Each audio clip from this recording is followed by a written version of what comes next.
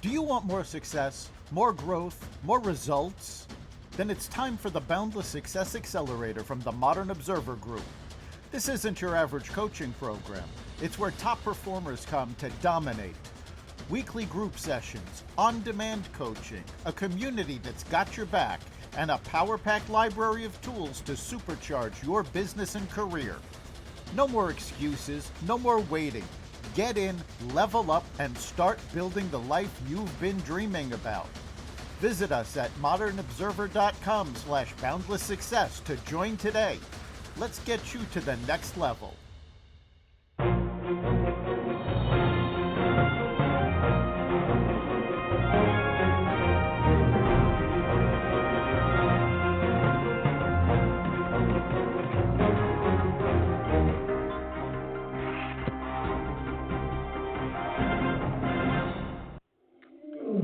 Welcome to another edition of Carnivore Bites. I'm your host Jeff Sherman, along with Dr. Eric Lopkin. And Dr. Lopkin, last time we did the podcast, we were in the midst of the Charlie Kirk assassination. At that point, it was an attempt. Your thoughts, and that's a lot there, but some initial thoughts. Yeah, this has been a growing story that I'll be honest, I did not see the repercussions coming. Agreed. Me as well. I was completely blindsided by this. For those of you who listened last week, we reported on the shooting. As we wrapped up the podcast, he had been sent to the hospital. Obviously, we now know the wound was fatal. He did pass away. There was a manhunt that went on for 3 days before they finally got the person who did it. Tyler Anderson, I think his last name is. Yes. But the outpouring has been absolutely amazing. In the first 24 hours after his death, social media was inundated with people not just posting tributes or posting in memoriam, but they were posting photos of themselves wearing t-shirts that said this, others with handmade signs, all saying, "I am Charlie Kirk." Charlie Kirk, within hours of the assassination, became a martyr. This has been the largest mobilization of the conservative community, not just in America, but around the world, possibly ever. That's interesting. Shed some more light about ever, because I do agree with you 100%. I thought there'd be the usual repercussions, one side taking the other. But I agree with you. I'm shocked, amazed at how deep and how widespread, and how impactful it is. Yes, and you mentioned social media. The flip side is you had members on the left basically celebrating, didn't you? You did, but unlike most other times where the right-left divide has become exacerbated, to say the least, you're having a massive repercussion against the left, and not just by people on the right. This isn't about conservatives boycotting liberal media or liberal companies or things. It's the companies themselves. MSNBC very quickly fired Matthew Dodd for his on-the-air comments about Charlie Kirk. Were atrocious. Atrocious. Yes, they were. The Washington Post fired a columnist because of not what they wrote in the paper, but what they posted on social media. You have had companies across the spectrum. The Carolina Panthers fired people. Office Depot fired someone. Now, but isn't it a little bit of covering your ass? I mean, who created, not entirely, but the media has a large share of the guilt for you, along with the Democratic Party and the left, Antifa, all that. Hitler. I mean, creating an environment. And now yes. I think they're trying to cover their ass. Well, they're definitely trying to cover their ass, but they also realize that there are legal ramifications. If this can be proven in court that they held some responsibility, and all of that is going to be dependent on what comes out during the criminal trial. But if Anderson starts talking about, well, media convinced me that Trump was Hitler and Charlie Kirk had to be stopped, there are some major legal ramifications. And you're starting to see the blowback with, of all places, CNN. Now, CNN did their usual horrible job covering the story. Not because it was slanted in any direction, it was just poorly done. But An incompetence, yes. CNN, according to some sources, told their on-air talent point blank they were not permitted to disparage Charlie Kirk. And this was proactive on their part. It wasn't like MSNBC had to react, like the Washington Post had to react to what had already, happened. CNN came out and said, "No, we're stopping this before it starts." And again, it's not just media. You had Office Depot had not even an executive. This was somebody that worked at one of their stores. Someone came in to have a sign printed for a Charlie Kirk vigil, and he refused to print the sign, and Office Depot fired him for it. So you are seeing a 180 shift in what we've been referring to for the last several years as cancel culture.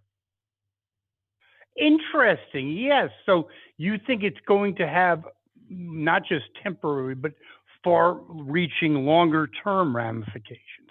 I think you're correct. I think it can. I hope, actually, in terms of cancel culture, that it doesn't. This was something the left should never have embraced. The right certainly shouldn't be embracing cancel culture. And ironically, the one person who would stand up and say, no, they have the right to be heard and not canceled, would have been Charlie Kirk. This is a very difficult question for you, Dr. Lopkin, but I think you can do a better job than I can at this point. If you can, try to articulate the domestic and international ramifications as you see it. Again, I think it also would be interesting to give our listeners a little bit of your understanding or your impression about when it first happened. What was your mindset? What did you envision? And as it's unfolded over the last week, where is it now and where do you see it going? A lot there, but you're the doctor. Yeah, when the news first broke, I expected a lot of hand-wringing on the right, a lot of, I expected, certainly the tributes were not unexpected.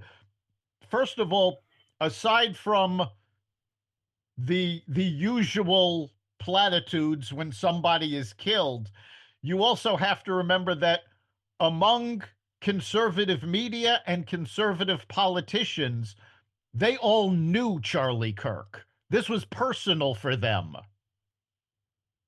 Yes, as it relates to the five, maybe you can shed it. Usually there's banter between Jessica Turloff and others. It was heated. It was personal. There were swear words.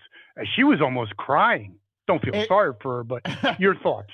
yeah, the incident on the 5 honestly was uh, I've never seen that.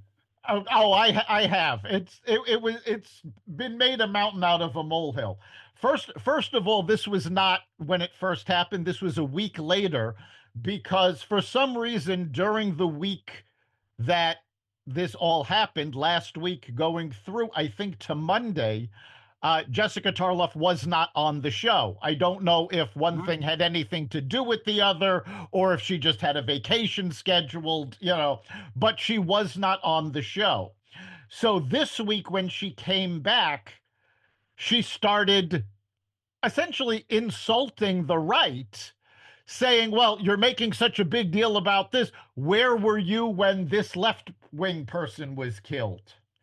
And Gutfeld went off on her, and rightly so. Now, this is not the first time that he's done but not this. with this, not with this kind of unbridled emotion. No, because, I've seen him go back and forth. It's almost personal. play acting. Exactly. Right, but this was Yep, well, no. I agree. I've seen him go off where it was very clear it was not play acting. It's happened on occasion, and you also have to remember that Fox has, for periods of time in the past, removed Tarloff from the show because of her comments. So this is not an unusual occurrence. But for Gutfeld, this was more personal. This was someone he knew. This was someone a lot of the media knew. Charlie Kirk was on Fox News frequently. So there was this personal aspect, and I expected that. What I did not expect was the conservative outpouring, and this was historic. And it was, I hesitate to say a sequel, but the last time I've seen something like this was 2015. And for those of you who don't know what I'm referring to, when the French magazine Charlie Hebdo published a cartoon that made fun of the Prophet Muhammad and had Muhammad in an illustration. In the Muslim religion, you are not allowed to have images of Muhammad, and a radical extremist Muslim shot 12 members of the Charlie Hebdo staff.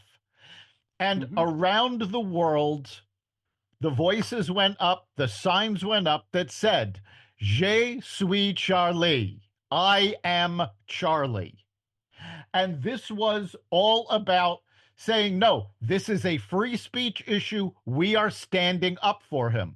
Well, around the world, after Charlie Kirk was killed, Je suis Charlie signs started showing up during protests in the UK, in France, in South Korea. This was an amazing international show saying, no, this has to stop. The status quo cannot stand. And here you had, I am Charlie Kirk, people repeating it on social media, posting videos. So many people, both who have been politically active and who haven't, swearing that they are going to pick up where Charlie Kirk left off. Turning Point. Can they? Turning because Point USA. His impact on the election was huge. Well, maybe responsible for Trump being elected. Yes. Go ahead. To a certain extent, he was responsible. And there were a couple of other key persons that also you could say that they're responsible for Trump being elected. But Turning Point USA has chapters on 3,800 college campuses. Since the assassination, they have received, at the last announcement, it may be more than this, requests for approximately 35,000 new chapters. That's more than tenfold what Turning Point was able to do before. They set records in fundraising. You are seeing lifelong Democrats switch their political affiliation. Registration for Democrats is now down. Registration for Republicans is now up. People have decided enough is enough. And this goes a lot to what's been going on in general, where everybody has seen the lies that the Democrats have been saying for the last 10 years. Oh, Biden's at the top of his game.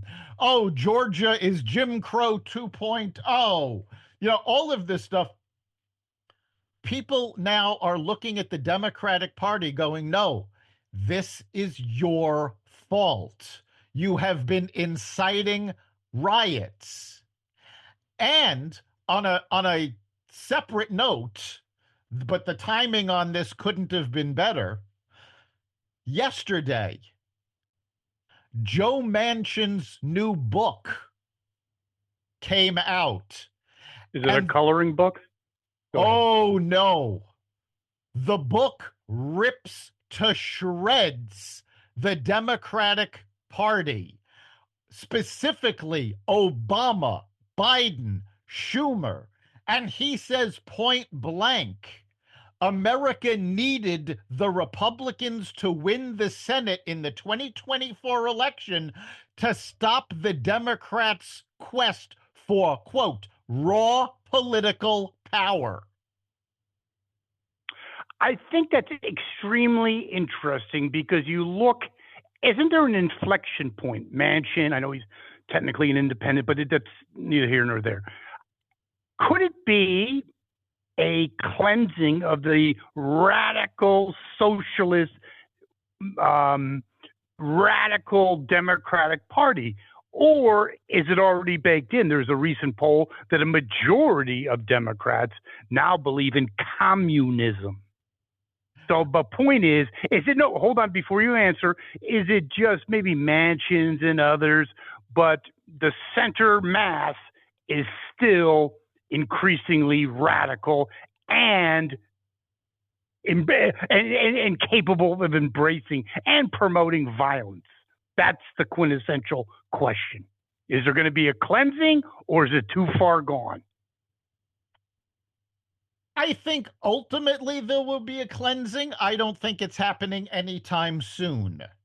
The Democratic Party seems to be doubling down on the radical left. I think what's going to decide the fate of the Democratic Party, whether they go fully to the left or if they start moving back to the center where they should be, is going to end up being, can Charlie Kirk's assassination flip the New York City mayoral election in November? If Mondavi wins, the communist, socialist, radical left have cemented their position as the party leadership. May I interject one thing before you go on? Mm-hmm. I agree with you, Doctor. I will throw a caveat into that. I think you also have to throw in the midterms. Mm-hmm. If the usual cast of character, that's huge. If you get a double, okay, if you get Mamdani losing, Democrats losing in the midterm, then the cleansing starts. If it's a double victory, then it continues on the path of radicalization. Actually, I don't think a Democratic victory in the midterms is going to be a factor in it, because historically, I know that, but history's history. I think the Democrats are on the ropes. If they pull it off, it could quell them and getting into a false sense of security. I think if they lose, my point is, because you're right, historically it always happens. But if it goes against historical trends, which a lot of polls, very good polls like Rasmussen, point to, then I think there could be a real comeuppance. Yeah, if the Democrats lose in the midterms, then It's over. It's at least you're going to see a cleansing, but I don't know which way that cleansing is going to go. At that point, it's Agreed. going to depend on who's got more power within the party. If the Democrats win in the midterms and more communist radical left take position, then clearly they're going to take over the party. If the center of the party can hold off those those radicals, because remember, the big fight there is going to be in the primaries, and there are a lot of primaries that are going to be going on between the more center right and the radical left. So I think the primaries are actually going to tell us more about the future of the Democratic Party than the actual midterm elections will. Exceptional. I agree with that 100%. But I think we both agree that it is definitely an inflection point in terms of the New York mayoral race and the midterms. Yes, plus it's the Charlie Kirk, all woven together. Yeah, it's definitely an inflection point. I mean, you're seeing more and more folks back away from Joe Biden. I mean, again, we have Manchin going off on Biden in his book. Kamala Harris, in her recent book, said, yes, it was a mistake to allow Joe to run for a second term. Pete Buttigieg recently made comments saying, yes, it was a mistake to allow Joe to run for a second time. He should have pulled out earlier. Why are they doing this? Because, of course, they're trying to protect their careers. And anybody. Wait a second. I have to interject one thing on that. I agree with you. Yes, absolutely.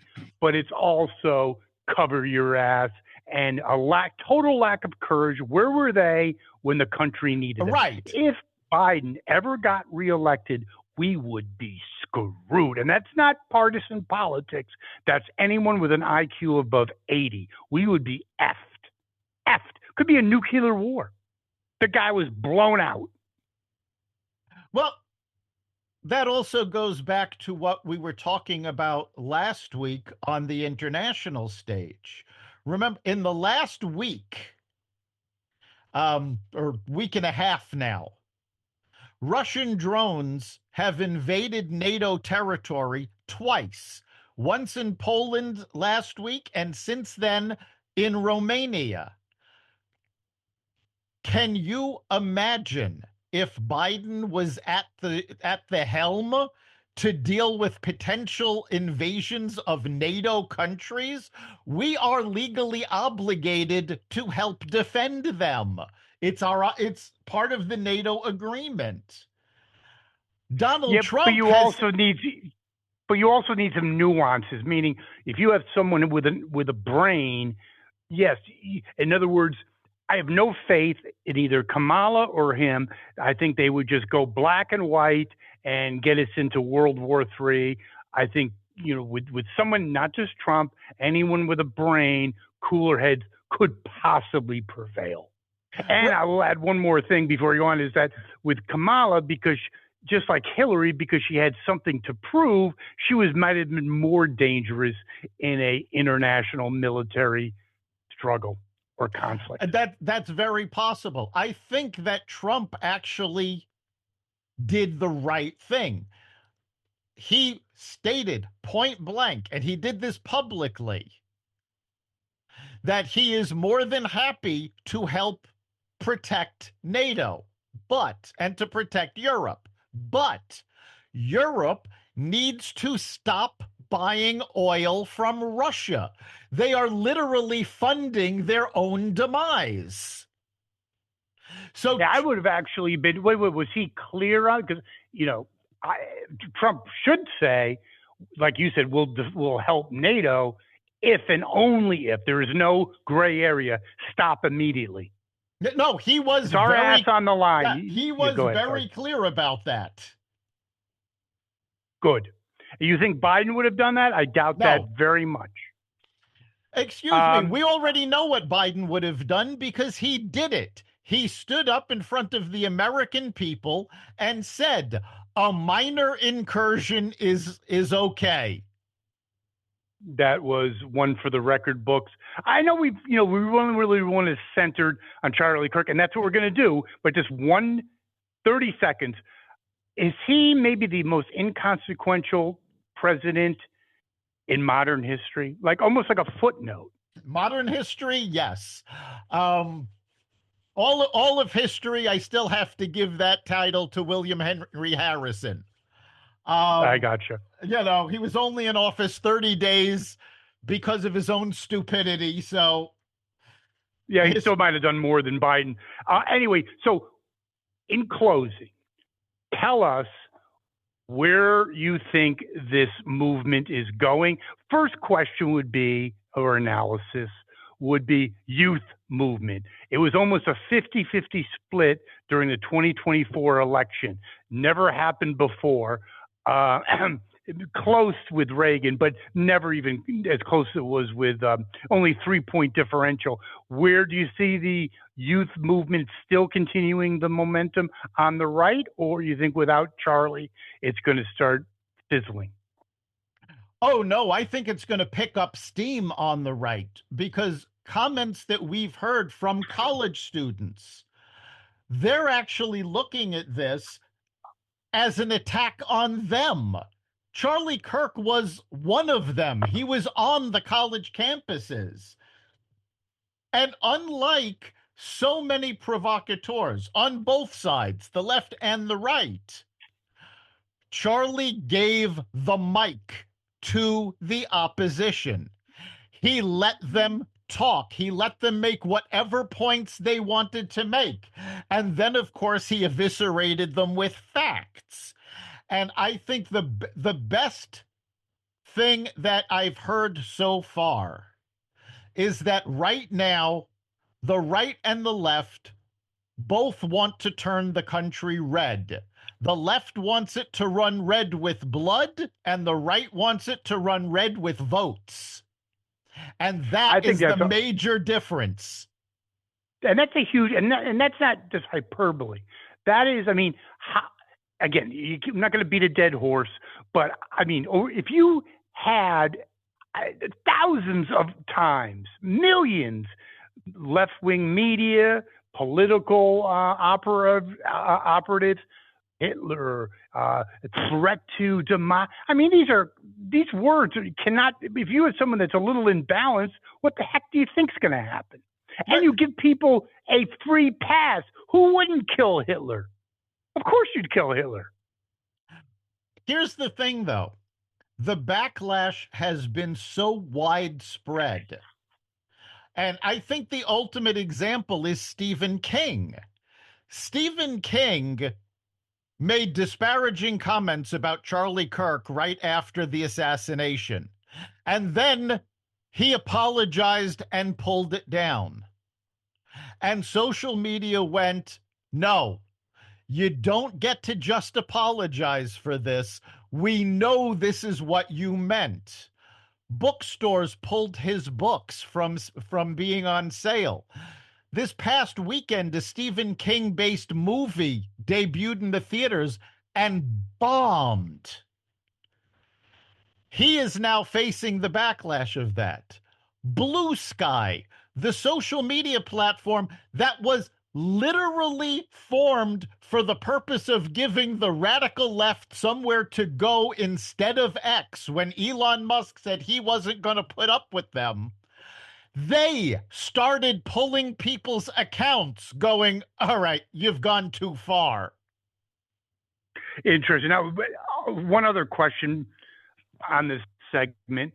The firing, we talked about the media, but it's beyond the media. You talk about Staples. I think there's over 100 teachers fired. I mean, so it's a different reality now, isn't it? You could get away with that 6 months ago. You could post anything you want. You may be called a weirdo on right-wing media or platforms, but you'd keep your job. Those days might be over. Yeah, so far there have been over 900 people fired because of making negative comments about Charlie Kirk after the assassination. And ironically, one person was suspended and she quit her position. She was a news anchor at the ABC affiliate in Illinois, one of them, ABC 20, was suspended for airing a tribute to Charlie Kirk. And she said, and she went on social media and she said, I've been suspended because of a nonpartisan tribute to Charlie Kirk, and effective immediately, I have resigned. So Fantastic. you are still seeing people, that left wing mentality going, oh no, we can't, we have to stop this. But I think the train has left the station at this point. And more importantly, you're seeing people for who they really are.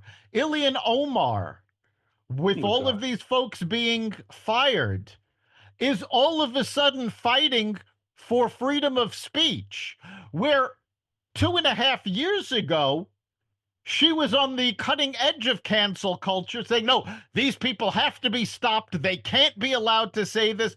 Now, all of a sudden, she's fighting for free speech. Shocking. Well, Dr. Lopkin, this situation certainly has a lot of legs. I do agree with you 100%. Did I think it was going to be impactful? Yes, but not to the scale that we're witnessing a week later. But we're back next week to talk about this and other things in the news, and our listeners can contribute to the conversation, can't they? Yes, let us know what you want to hear about. What issues matter to you? Go to xvadio.com/connect. Send us a message there. You can also message us from the Carnivore Radio Facebook page. And of course, you can hear every episode of Carnivore Bites, as well as the rest of the Xvadio Podcast Network at xvadio.com, the Carnivore Radio website, the Apple Podcast app, YouTube, Rumble, Spotify, iHeartRadio, Audible, Amazon Music, and other platforms that respect freedom of speech. Thank you, Dr. Lopkin. See you next week. We'll see you then.